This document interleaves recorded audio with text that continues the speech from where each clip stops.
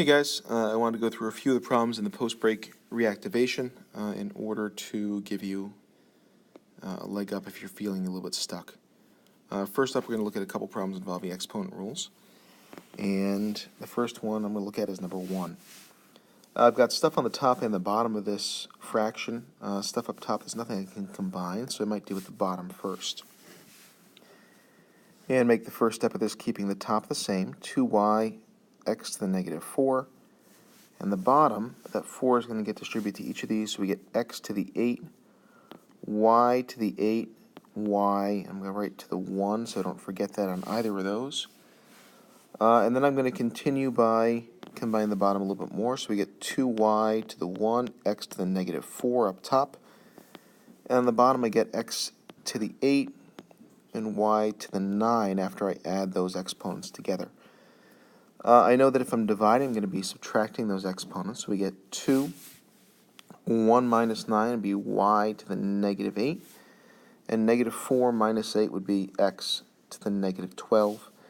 And as a final step, anything with a negative exponent is going to end up as a reciprocal. I'm going to write this as 2y to the 8, x to the 12. We'll get number 3 next. And number 3, basically doing the same type of thing, but we have some fractions going on here. First thing I might do would be to realize that y to the 0 is 1, and 1 to any power is still 1, so this part kind of just goes away. And we're left with a case that we have y to the 3 over 2, and then stuff on the bottom that can't combine. This turns into subtraction really quickly. I'm going to write this out just so we can remember how to add and subtract fractions. So we get 3 over 2 minus negative 2, and then x to the negative 2 just kind of sits there. I'm sorry, that'd be over x to the negative 2. That's a fraction sign, although it doesn't look like one. It's kind of squiggly. 3 over 2 minus negative 2, I'm going to rewrite that as 3 over 2 minus negative is plus. And I know I need common denominators. That's negative 2 over 1, so that's become plus 4 over 2. We end up with y to the 7 over 2, and that's over x to the negative 2. Negative exponents mean I'm going to take the reciprocal of that piece, and that's going to turn both of these things on top. So we get 7 over 2, and then x to the positive 2. For number 5, find each product means we're going to multiply. Each of these has multiple pieces, so we got to do some distribution. R squared times negative 2r squared is going to be negative 2r to the 4. R squared times negative 8r is going to be negative 8r to the 3rd. R squared times negative 4 is going to be negative 4r squared. 5r times negative 2r squared is going to be negative 10r to the 3rd. 5r times negative 8r is going to be negative 40r squared. And 5r times minus 4 is going to be minus 20r. Third set for that negative 8. Negative 8 times negative 2r squared is going to be positive 16r squared. Negative 8 times negative 8r is going to be plus 64r. And negative 8 times negative 4 is going to be plus 32. You might notice that I stacked these on top of each other, lining up my like terms, because that makes this a little bit easier in my last step, where I get negative 2r to the 4th. Negative 8 plus negative 10 is negative 18r to the 3rd. Negative 4 plus negative 40 is going to be negative 44 plus 16. It's going to be negative 34, negative 28r squared. Negative 20 plus 64 is going to be 44r plus 32. That's just the way you can organize your thinking so that you're less likely to lose like terms. We got some more simplifying going on here. You might notice that these are not multiplication, so these will not be distribution. We've got a plus and then a minus. I like thinking about these term by term, so I'm going to look at 13v cubed, and I'm going to add that to 13v cubed. I'm going to write this out. So 13v cubed plus 13v cubed And then I've got I've got another one over there, so minus negative 3v cubed. That's 26 plus another 3 is 29v cubed. Next up, I've got negative 9u to the third v squared. I've got to look for something that's exactly the same as that, and I do have another one of those. Negative 9 plus 9, that part's going to go away because those cancel each other out. That's kind of nice. Third one, nothing else in the first parentheses. 4v to the fourth, that does not have any like terms. And then we get, finally, minus 8u. So my final answer here would be 29v cubed plus 4v to the fourth minus 8u. In decreasing degree term, we'd probably do 4v to the fourth first. Number 8 is going to be really similar. You got to be a little bit careful with the terms that you have here, and noticing that xy to the fourth goes with xy to the fourth.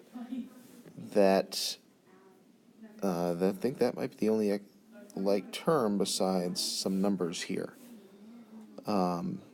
So please be careful with like terms. They've got to have the same letters with the same exponents in order to combine them.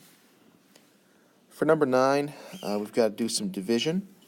Since this is a nice, easy term, we can use synthetic for this. If that had been anything other than like n minus something, we have to use long division. I'm going to set up my synthetic.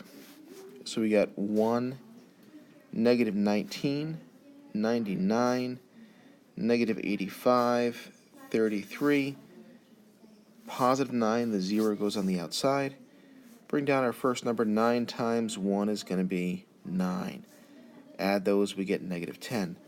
9 times negative 10 is going to be negative 90. Add those and we get 9. 9 times 9 is 81. Negative 85 plus 81 is going to be negative 4. 9 times negative 4 is negative 36, and we get negative 3 as our final piece there. We know that this is our remainder. I'm going to take care of that at the beginning. Minus 3 over n minus 9. Working backwards, we get our number. We get 9n minus 10n squared and 1n to the third. This is 1 degree less than it used to be. This is the depressed polynomial. For number 11, this is one of the ones that I was talking about that we have to use long division for. And that's because this is not just a linear term with 1 as our coefficient. That 9 there means that we'd have to do extra work after we do synthetic division. So we're not going to go there. And what instead I'm going to do is just do this as long division. I also notice that I'm missing an m squared term. So when I write this, so we get 9m minus 9, 9m to the fourth, minus 9m to the third, plus 0m squared, plus 36m, minus 46. That m squared is just a placeholder. It lets us deal with this without too much worrying about how to subtract and from what. To get from 9m to 9m to the fourth, I've got to multiply by m to the third. And then I'm going to multiply that down. And we get 9m to the fourth minus 9m to the third. When we subtract that, very nicely, that goes to 0. 0. My next term would be 0. This is kind of crazy. And my next thing to bring down would be that 36m. And I might as well bring down that minus 46 also, because I know I'm going to have two pieces. Okay, to get from 9m to 36m, that's going to be plus 4. When I multiply that down, we get 36m. And then minus 36. When I subtract, we get 0, and we get negative 10. That's going to be my remainder, so minus 10 over 9m minus 9. If you're really curious about why we don't use synthetic on this, I'll show that here as well. You don't need to do that, but I know that a lot of you really like synthetic, so let's talk about that. Okay, first things first, for whatever would make this 0, so that's 9m minus 9 is equal to 0. That gives me m is equal to 1. That means that 1 is going to go out front. So we would have 9, negative 9. I need that placeholder here. This is much more important than synthetic. 0, 36, negative 46. And let's see what happens. You bring down the first 9. 1 times 9 is going to be 9. Adds to 0. We get 0, we get 0. 1 times 0 is 0. We get 36. 1 times 36 is 36. And when we bring that down, we still get negative 10. So here's the trick here. I'd like you to notice that we really, and doing this, we're dividing by m minus 1. And when we divided by m minus 1, we got 9m to the third, that'd be m squared, that'd be m, plus 36, minus 10 over m minus 1. The problem is, the problem didn't ask us to actually divide by m minus 1, it asked us to divide by 9m minus 9, which is 9 times as big as this. We got to divide each of these three things by 9 in order to get our actual answer. M to the third, 4, and minus 10 over 9 times m minus 1, which is what we had up here. Again, you can use that. You got to be careful, and I really don't recommend it. We've got to do some factoring for number 13. And looking at this looks like it's factorable by grouping. And in factorable by grouping, I look for what's in common. That'd be x squared, and we get x plus 2.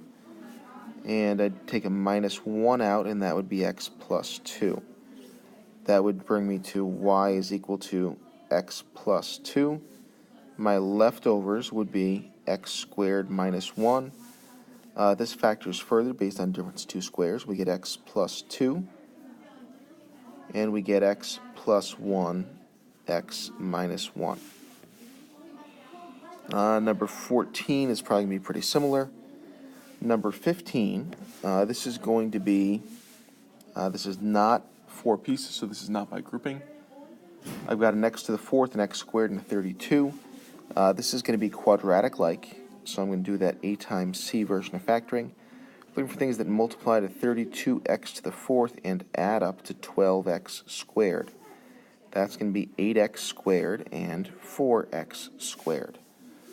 So I'm going to break this up into x to the fourth plus 8x squared plus 4x squared plus 32.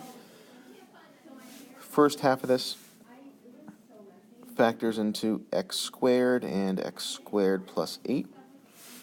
Second half of this factors into plus 4 and x squared plus 8.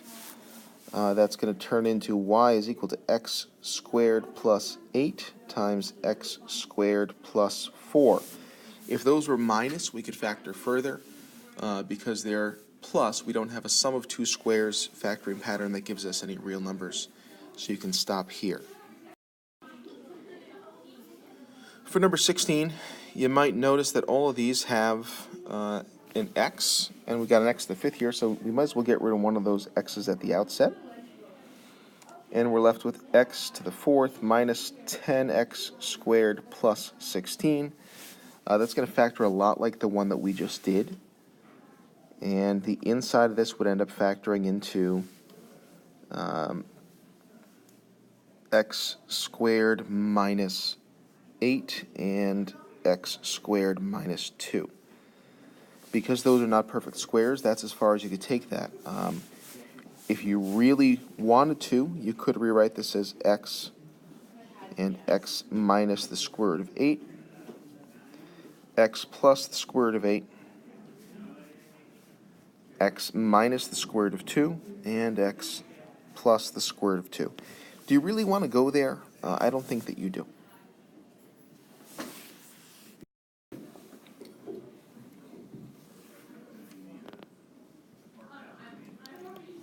Okay.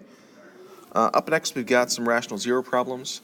I'm going to take this a step further than we talked about in class, which is going to be really important as far as the first step of this.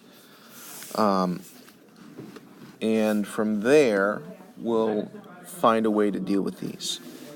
So number 17, so rational zeros. Those are possible. You might think about these as good guesses.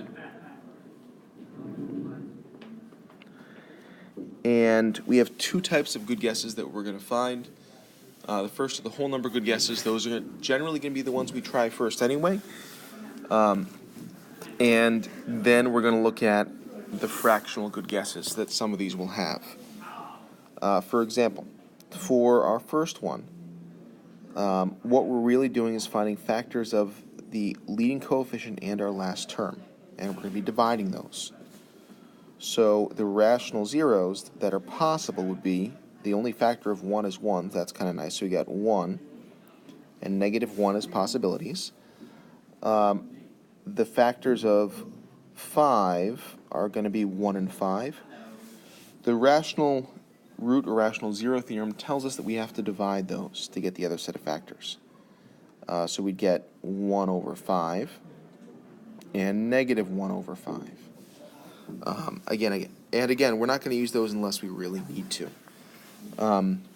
Okay, so that's part one, just find the possible rational zeros.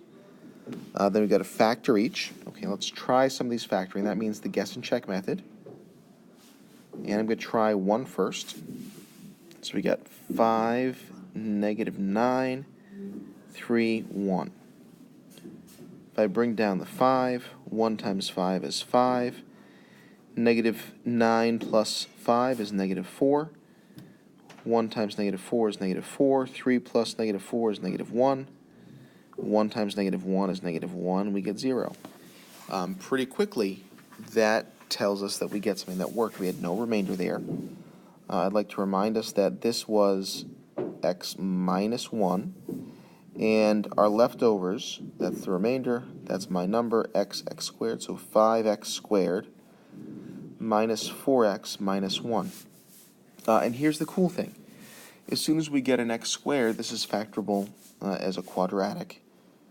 So x minus 1, and this is going to turn into 5x plus 1 and x minus 1. And then when I do that, that works out. Okay. At this point, I have factored entirely. So part B was to factor. Find all rational zeros. That's the third part, which is just find the zeros for this. So we got 1. We've got negative 1/5.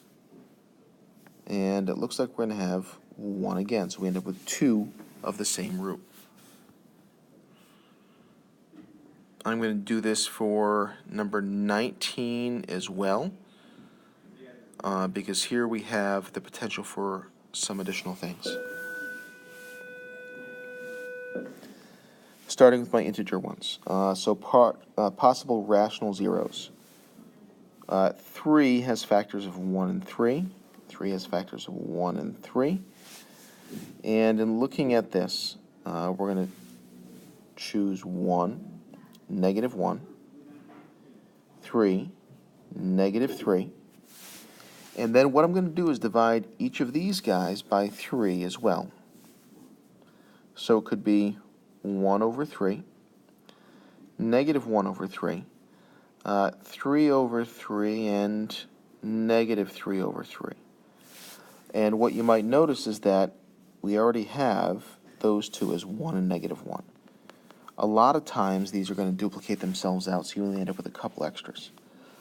I'm going to start again with 1 just because it's the first thing on my list. And we end up with 3, negative 13, 13, negative 3 up top. Okay, 3, 3, negative 10, negative 10, 3, 3, and 0. Look at that, first try, and it comes out okay. Again, I'd like to remind you that this was dividing by x minus 1. My leftovers here are going to be 3x squared minus 10x plus 3, which once again is going to be a factorable quadratic. So x minus 1, that's going to end up being 3x minus 1 and x minus 3. That's part B. Factoring completely, part C is getting our zeros, so x equals 1, x equals 1/3, and x equals 3. That's the third part of this. For every problem, we're probably going to have to do all three pieces of this. For 21, we're looking at Abigail tossing a coin off a bridge. We've got an equation, and we're given some information. 96 feet per second, that's going to be my V0, and 112 feet above the ground is going to be my H0. Write an equation for the height of the coin. H of t is equal to negative 16t squared plus 96t plus 112. Check. Find the maximum height of the coin. Okay, maximum height of the coin is going to be based on the vertex. So I'm going to write vertex there for a second. And how long it takes for the coin to reach the water below. I'm going to write h of t equals 0. I think it's a little bit easier to start from h of t equals 0 and then maybe work back to the vertex. So let's take a look at that. So we get 0 is equal to negative 16t squared plus 96t plus 112. I don't particularly love that negative 16 out front. So what I might do is divide everything by negative 16, and I get 0 is equal to t squared. 96 divided by negative 16 minus 6t, and 112 divided by negative 16 is going to be, negative 7. And you might look at that and be like, wow, that looks weird with the thing I tried to scribble out that wouldn't go away. So I'll scribble it out again. You might look at that and say, hey, that looks factorable, and you'd be right. This is going to factor into t minus 7 and t plus 1, which tells us that at 7 seconds and at negative 1 seconds, this thing hits the ground. And you might say to yourself, Mr. Carlson, that doesn't make any sense. Negative time would be like going backwards, and that would like break the universe due to crazy interactions, and you'd be right. We're not going to use this negative time value for this purpose. At 7 seconds, it would hit the water. This is kind of a mathematical artifact because of the math that goes into this. So you might think about this as some kind of a path like this, where at negative 1 and at 7, we would be at the water respectively. And you might imagine that somewhere, let's say, I don't know, exactly in the middle of these two, you would be at the maximum height, and you'd be right. And looking here, we got 7 and negative 1 exactly between these two would be a time of 3. To find the maximum height, what I would do is plug that into my equation. And I have to plug it into my original one with those original numbers. So that would be negative 16 times 3 squared plus 96 times 3 plus 112. So negative 16 times 9 plus 96 times 3 plus 112. We get the height maximum of 256 feet in the air. That would be the maximum height for this coin. As an alternative, you can find the x-coordinate of the vertex by doing the first part of the quadratic formula, negative b over 2a. We've talked a lot about how that identifies the vertex. So negative 96 divided by negative 2 times 16 is 32. That gets you 3 without having to do that visual representation. And you plug in 3 to get 256 again. Number 22 is going to be really similar. Ooh, that's on the actual thing. I'm going to keep that there. It's going to be really similar to problems that we're going to look at on some other work, so I'm going to skip that one.